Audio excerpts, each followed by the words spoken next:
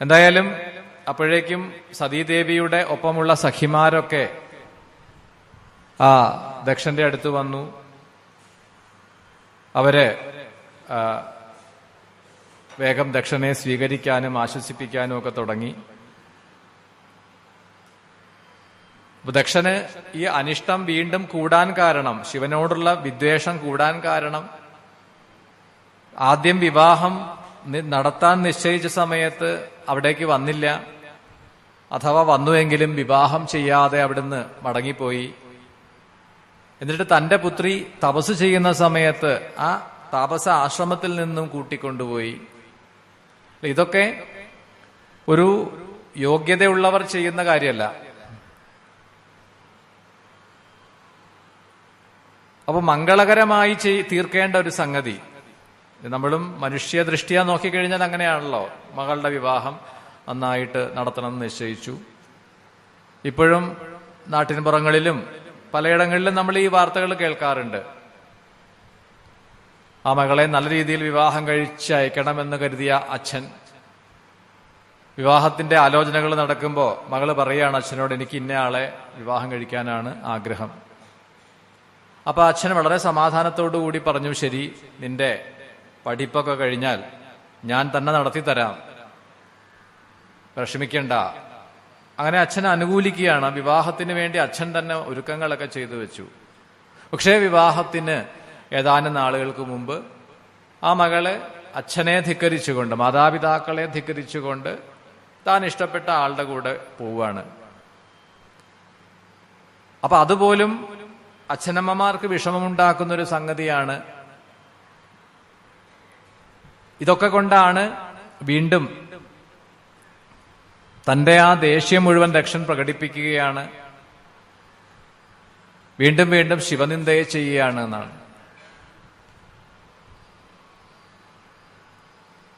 അപ്പൊ മറ്റുള്ളവർക്കൊക്കെ ഈ ദക്ഷന്റെ ശിവനിന്ദയെ കേട്ടിട്ട് സഹിക്കാൻ കഴിയുന്നില്ല. ഈശ്വരനിന്ദയെ നമ്മൾ ചെയ്തില്ലെങ്കിലും അത് കേട്ടുകൊണ്ട് നിന്നാൽ പോലും നമുക്ക് പാപം ബാധിക്കുന്നതാണ്, അതിന്റെ ശാപം നമുക്ക് ബാധിക്കുന്നതാണ്.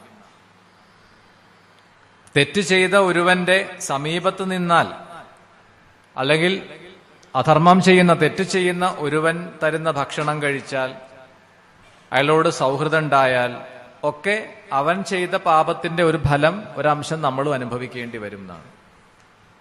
അപ്പൊ ഇത്തരത്തിൽ ശിവനിന്ദയെ ചെയ്യുന്ന ദക്ഷന്റെ സമീപത്ത് നിൽക്കേണ്ടതില്ല എന്ന് കരുതി പലരും ദക്ഷനെ വിട്ടു പോവാൻ പോലും തയ്യാറായി എന്നാണ് പറയുക.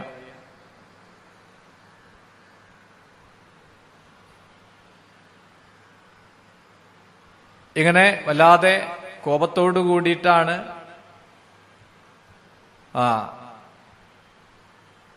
ദക്ഷൻ അവിടുന്ന് മടങ്ങിപ്പോയത് എന്ന് പറഞ്ഞു.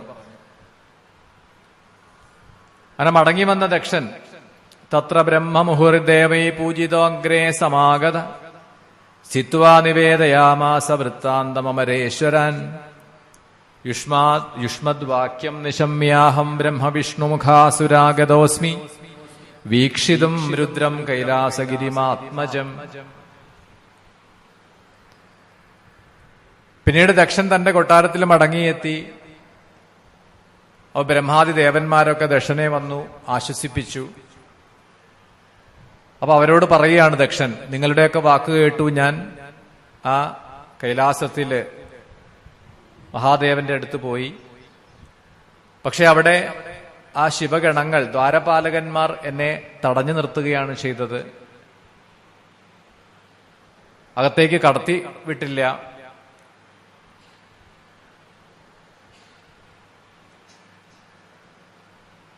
എന്നൊക്കെ പറഞ്ഞ് തനിക്കുണ്ടായ അഭിമാന ക്ഷതം ആണ്.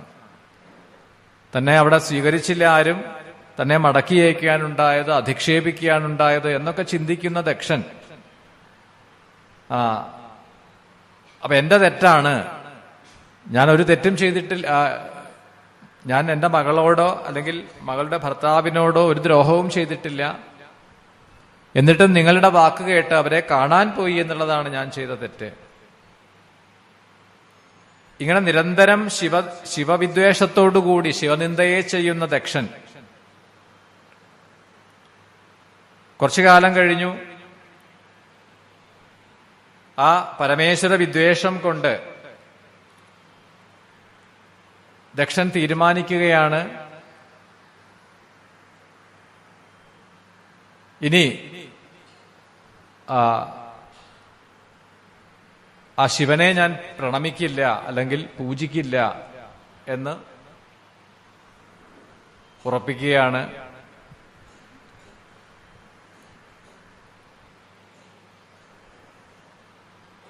അപ്പൊ മറ്റുള്ളവരുടെ ഒന്നും നിർദ്ദേശം പാലിക്കാതെയാണ് ദക്ഷൻ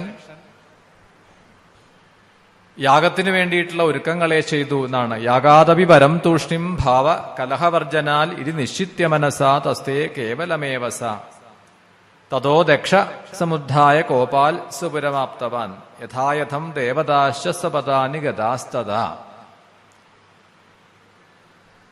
അപ്പൊ രുദ്രന് യാഗഭാഗമില്ലാതെ,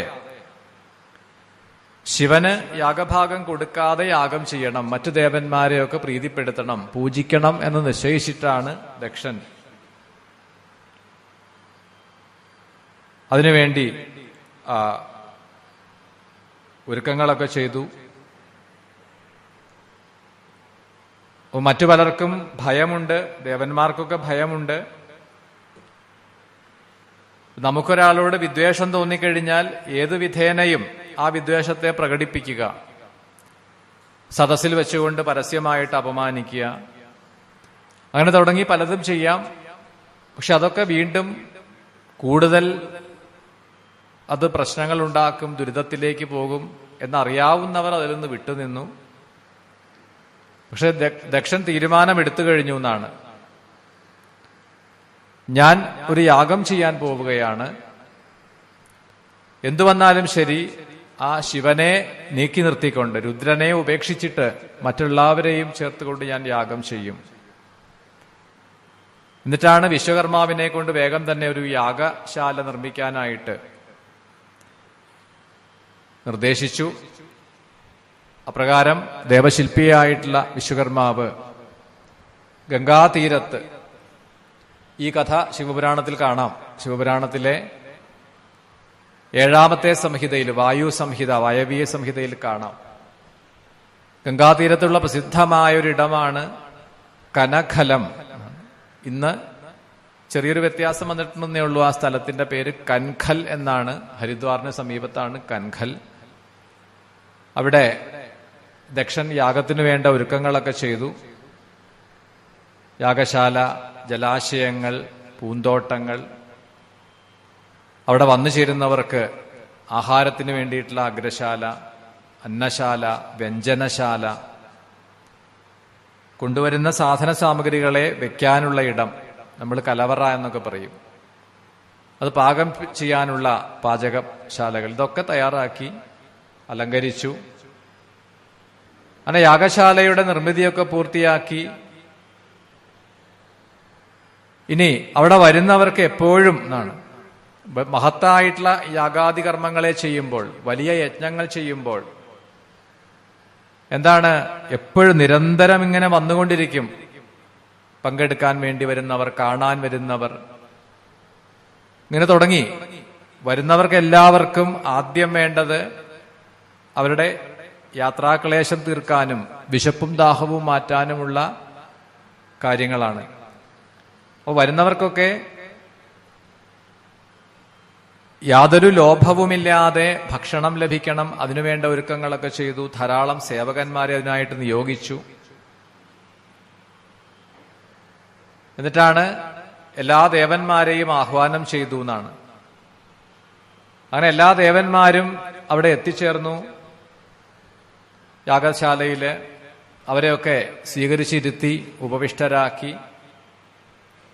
മഹർഷിമാരെത്തിച്ചേർന്നു, ദേവപത്നിമാരെത്തിച്ചേർന്നു, ലക്ഷ്മി, സരസ്വതി, ഇന്ദ്രാണി, അതുപോലെ ഋഷിപത്നിമാരൊക്കെ എത്തിച്ചേർന്നു.